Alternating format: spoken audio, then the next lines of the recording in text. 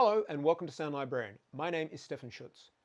Within a few short hours of Portal 2 being released, I read on a forum somewhere that somebody very proudly was stating that they had completed the game. This actually made me a little bit sad. In my mind, I felt like they had missed an opportunity, and that opportunity is the chance to, the very first time you play it, explore as much of the environment and experience of a game as possible. I feel like in some ways it was like he'd gotten hold of a highly anticipated film sequel and then watched it through on fast forward, or gone on an exciting road trip with their eyes closed. Just like a road trip, a game with a good narrative is not, in fact anything with a good narrative, is not about getting to the destination, it's about the experiences along the way. Narrative is one of the main strengths of Portal 2. And narrative is something where, if you'll forgive me, I want to speak about a little bit before we go into the video. One of the issues I believe with the way that games are perceived is that from the outside, a lot of people don't perceive games as having much of a narrative at all, or they feel that's not a very serious or well-told narrative. Now, I think the issue here is because often what they're seeing is the narrative either not at all or out of context. Because if you look at any type of game, such as Portal 2, out of context, it looks like a game that has some running, some jumping, some dodging. There are no obvious main characters. There's no interaction going on here. So you could perhaps be forgiven for believing that a game such as this doesn't have much in the way of narrative. And this is because games, in a lot of ways, present their narrative in a different manner. The narrative, because games are a lot longer than a lot of film and television, the narrative comes out over that time and it is presented in different ways. So in the case of Portal 2, the narrative is delivered through direct dialogue. In some cases, it's inferred by things that are going on. In some cases, you can discover bits to do with the narrative within the environment. And in some cases, you have to seriously go hunting to find aspects of the narrative. So I think what I'm saying here is that people who are used to consuming linear media and who do not play games don't understand the way in which game narrative functions. And so it's very easy for them to, out of context, look at something like Portal 2 and believe there is no narrative there. So why am I talking about narrative in an analysis video about audio? Because in my mind, the two are inseparable.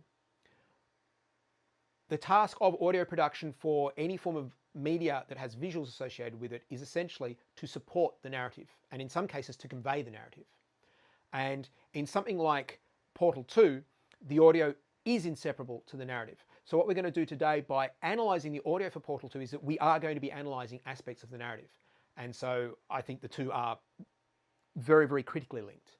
Now, I will give you a warning. There are going to be some serious spoilers in this video. If you want to play through Portal 2 without the narrative being spoilt for you, I would recommend you do so first before you watch the rest of this video. However, even for those of you who have played through Portal 2 all the way through, I suspect there might be a few surprises in there that we're going to have a look at today. Let's have a look.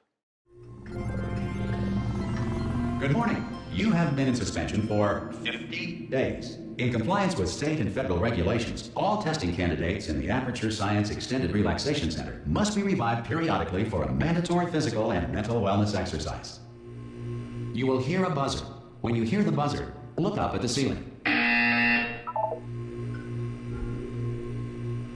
Good. You will hear a buzzer. When you hear the buzzer, look down at the floor. Good. This completes the gymnastic portion of your mandatory physical and mental wellness exercise. There is a framed painting on the wall. Please go stand in front of it. This is art. You will hear a buzzer. When you hear the buzzer, stare at the art.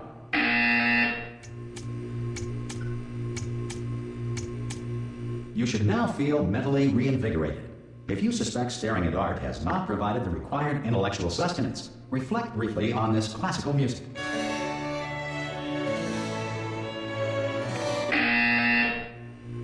Good. Now please return to your bed.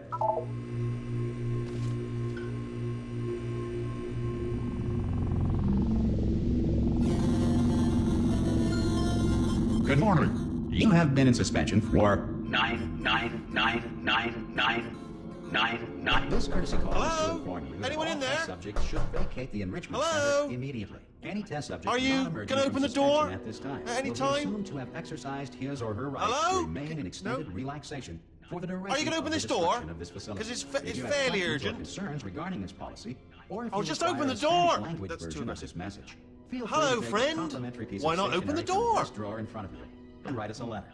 Good Could luck. be Spanish. Could be Spanish. Hola, amigo. Abre la puerta. Donde está? Ha! Ah! Oh, God. You look good. Looking good, actually. Are you okay? Are you... Don't answer that. I'm absolutely sure you're fine. There's plenty of time for you to recover. Just take it. So, right from the very beginning, Portal 2 is all about the narrative. In the room in which we've started, really, our only interaction with the world and any level of information is through dialogue that is presented to us. Either the recorded voice when we first wake up, or by this character of Wheatley. And in fact, even Wheatley, the first ever knowledge of his presence we get is his disembodied voice on the other side of the door. Experienced some cognitive deterioration after a few months in suspension. Now, you've been under for quite a lot longer, and it's not out of the question that you might have a very minor case of serious brain damage. But don't be alarmed, all right? Although if you do feel alarmed, try to hold on to that feeling, because that is the proper reaction to being told that you've got brain damage. Do you understand what I'm saying at all? Does any of this make any sense? Just tell me, just say yes. Okay, what you're doing there is jumping. You just jumped. But never mind, say apple. Apple. Okay, you know what? That's close enough. Just hold tight. All reactor core safeguards are now non-functional. So you are introduced to the whole concept of your situation, and some information is presented to you about what is going on. It's still very, very sketchy, but all of this is presented through the dialogue, through the voice acting and the script. So your entire world, up until this point, and really even through this whole scene here, is still limited to a small box. And yet you are provided with so much information simply through the recorded dialogue. And this is what I mean about the importance of the audio in this particular game. So much of what goes on in this game is presented to you purely and simply through the dialogue. A lot of the things that you learn, a lot of the things that you assume, a lot of the facts that you find out are things that you only know simply because somebody has spoken it to you either directly or you've heard a recording of it. There are a lot of things that happen in this game, and this actually happens in a lot of other games as well, where the only reason that you know an event has occurred is because you've been told about it. So the opening of Portal 2 is a wonderful example of just how critical audio is to conveying strong narrative. There's a piece of equipment in there that we're going to need to get out of here. I think this is a docking station. Get ready.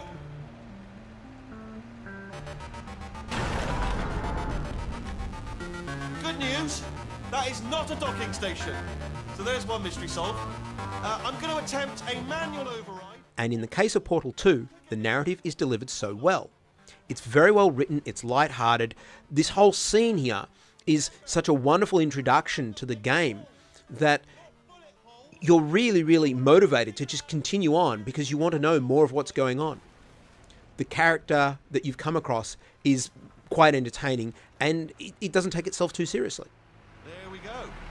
Now, I'll be honest, you are probably in no fit state. The portal will open and emergency testing will begin in 3, 2, 1.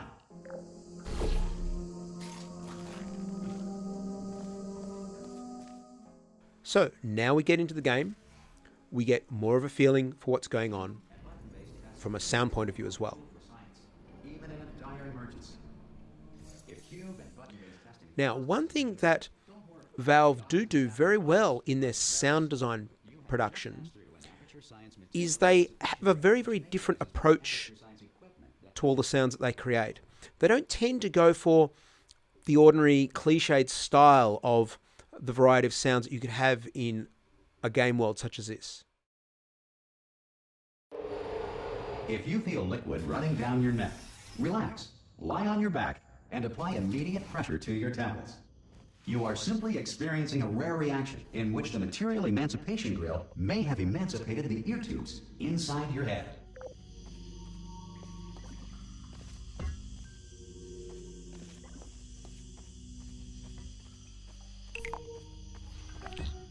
In fact, I'd go as far to say that a lot of the sounds that we have here are actually quite musical in their makeup. The doors opening, the portals opening with either the automatic portals or the portal gun, even the little UI sounds of the buttons being pressed. All of these have more of a tonal sense to them than just a noise. So all of these things sort of blend together to create a very, very nice, you could almost suggest that they set the key or the pitch in which the whole world exists. So there's a nice consistency of tonal material in a lot of the sound effects as well. There should be a portal device on that podium over there. I can't see it though. Maybe it fell off. Do you want to go and have a quick look? It's all right. No, go on. Just have a look about. Hello? Can you see the portal gun? Also, are you alive? That's important. Should have asked that first. Do you know what I'm going to do? I'm going to work on the assumption that you're still alive, and I'm just going to wait for you up ahead. I'll wait 1 hour, then I'll come back, and assuming I can locate your dead body, I'll bury you. All right? Brilliant.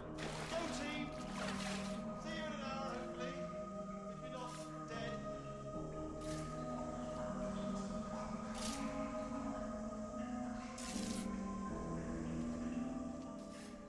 One of the other strengths of Portal 2 are the environments, both from a point of view of the choice of music when the music is used as an environmental accompaniment and the general ambient sounds that are in there. I actually found that the music moving through a lot of this early section was so atmospheric and it fitted the environment so well, especially with the combination of the other environmental sounds, that you get a wonderful sense of isolation. You also get quite a good sense of the scope and space in which this whole game takes place. That said, if you are simple-minded, bold, or irradiated in such a way that the future should not start with you, please return to your primitive... So in general, the narrative is presented to you in a couple of different ways, but it's never really rammed down your throat. Now, if we look at this lift here,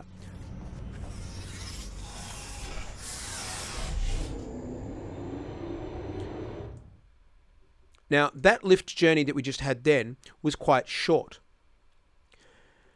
I'll play another example of one of the lift journeys in a minute, but one of the things about the lifts that is quite interesting is that because of the importance of the narrative within Portal 2, if there is dialogue being presented to you when you reach one of those lifts, if it's either the recorded voice or it's the voice of GLaDOS, when you come to one of those lifts and start traveling down, if there is somebody still speaking, the lift will start to travel down and you'll see it moving downwards.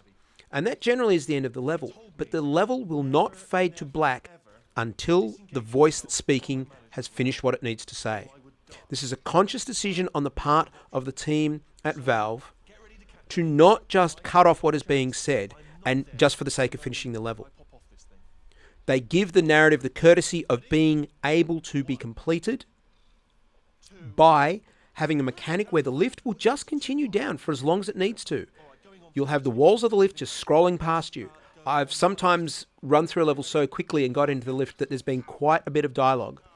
And the lift has just continued to fall down for quite some time whilst that voice plays out. And it's not until the voice has finished what it has to say that then you get the fade to black and the end of the level. Your test environment is unsupervised. Before re-entering a relaxation vault at the conclusion of testing, please take a moment to write down the results of your test. An Aperture Science Reintegration Associate will revive you for an interview when society has been rebuilt.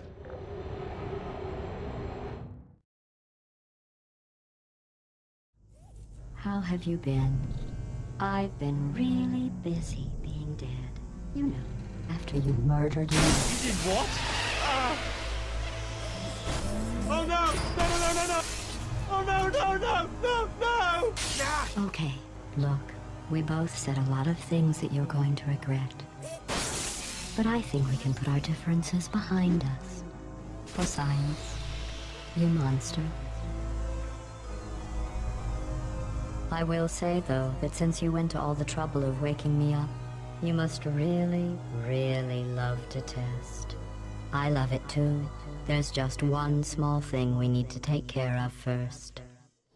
The interaction between the character that you play and GLaDOS is so well crafted.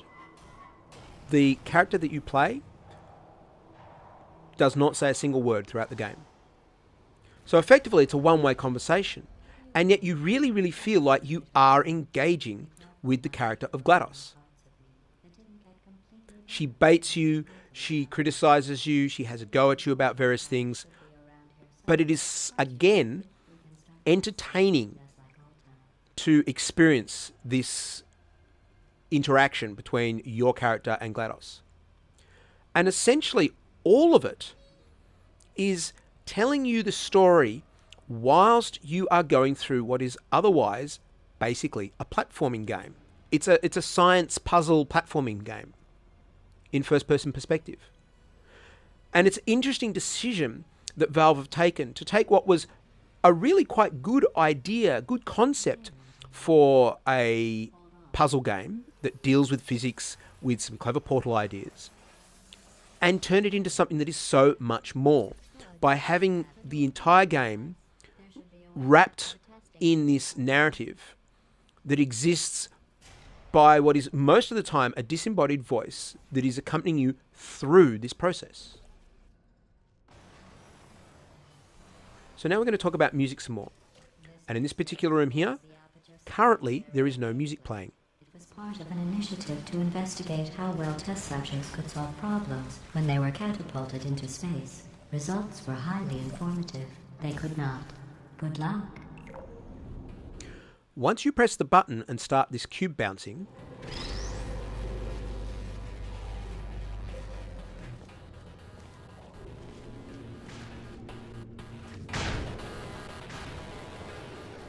now there is music playing. Now, initially I thought perhaps the music was coming from the cube. It actually isn't.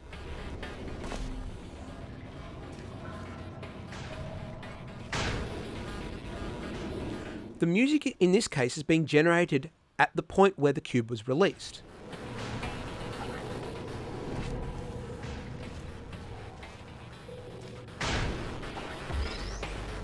So when you grab the cube, the music is not emanating from the cube, it's coming from this point up here.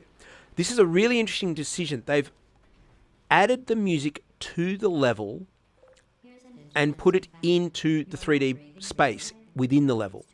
And it does this in quite a few other locations within the game. And it's a really, really interesting way of implementing the music for this game. The music soundtrack itself I find outstanding, and you can actually download the soundtrack officially for free from the Valve website. Here is another example of the interesting way in which they've implemented the music. With these lasers, each one has a receptacle into which they're designed to be fired. When the laser beam successfully goes into the receptacle that it's supposed to, it generates a kind of musical tone. And we'll have a look at the first one here.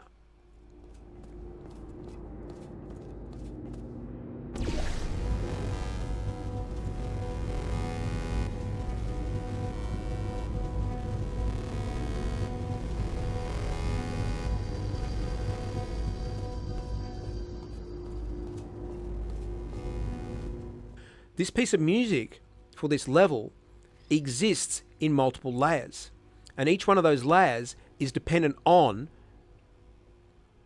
connecting up the lasers where they need to go.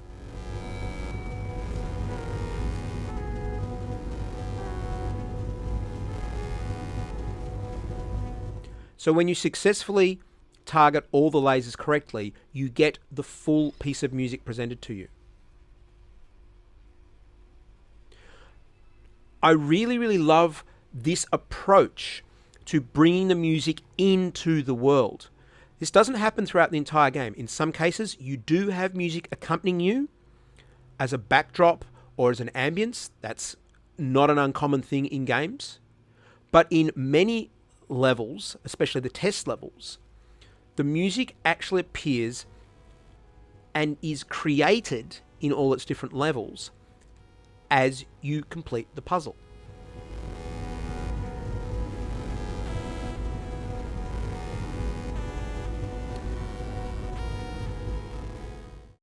Now, this area here with the conveyor belts and the trash is where, for me, you discover one of the best characters in the entire game. The beauty of it is that you don't actually have to discover this character at all. You can complete the game entirely without coming across this character. But from a story point of view, I think this particular character is one of the most important in the entire game.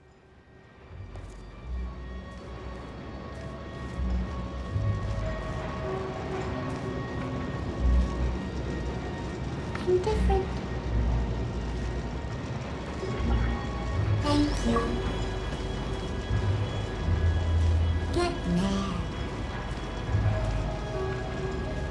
Don't make lemonade. Prometheus was punished by the gods for giving the gift of knowledge to man.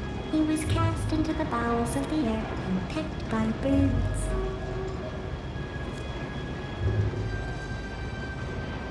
It won't be enough. The answer is beneath us. Her name is Carolyn. Remember that. That's all I can say. I must say, I do wonder a little if the individual who managed to get all the way through Portal in only a few hours even realized that this character existed. I just love the way that this story is delivered through examples like that one. It really, really makes learning about the characters and the story in this game such a pleasure.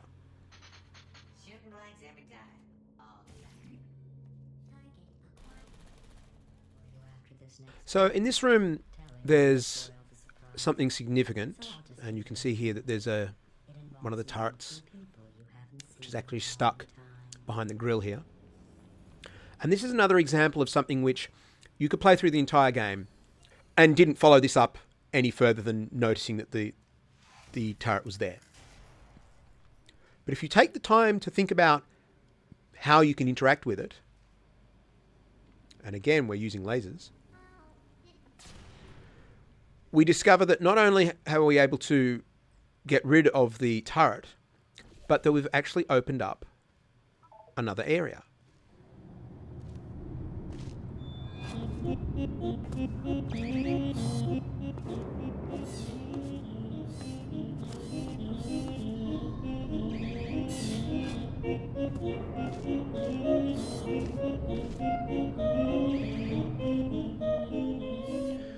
This is yet another sign to me of just the level of detail that Valve goes to with their games.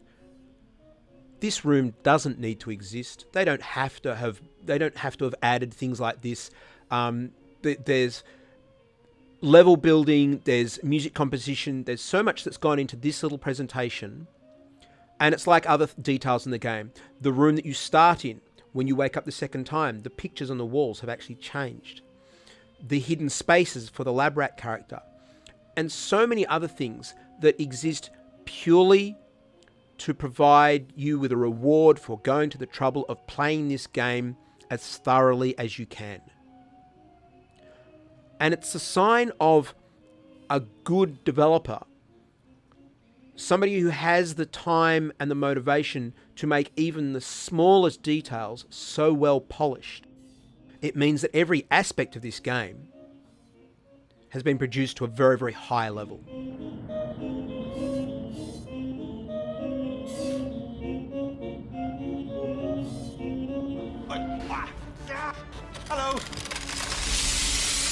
I hate you so much. Warning, central core is 80% corrupt. That's funny. I don't feel corrupt.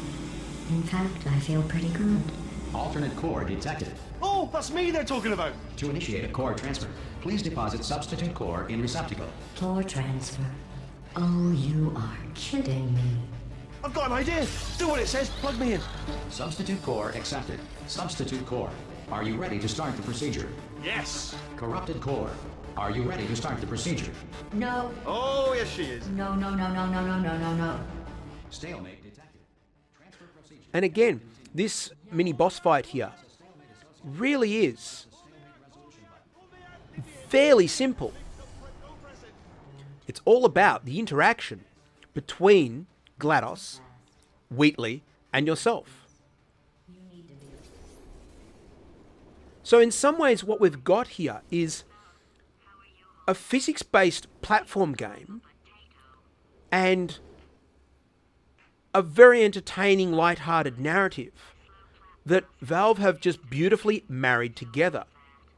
The two could be enjoyed, I suspect, as separate entities. You could play through this whole game with all the puzzles and it would be fun challenge to get through all these physics puzzles. You could listen to all the story elements and the character interaction, and that would be entertaining by itself as well. Combining the two is what is really the thing that makes this game so much more significant than so many other games that are being produced. And this is why I'm quite comfortable to say that this is the benchmark. As far as talking about game audio, Portal 2 is the benchmark. If you consider yourself to be working on or creating a AAA game, then your audio needs to be as good as Portal 2. And I sincerely hope that games like Portal 2 really, really expose just how effective having outstanding audio can be. I also hope that it inspires many other developers to try and produce game products with this attention to detail.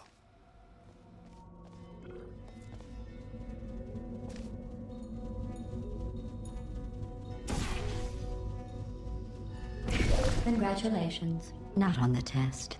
Most people emerge from suspension terribly undernourished. I want to congratulate you on beating the odds and somehow managing to pack on a few pounds. So, when it comes to discussing audio for a game such as Portal 2, we are discussing the narrative.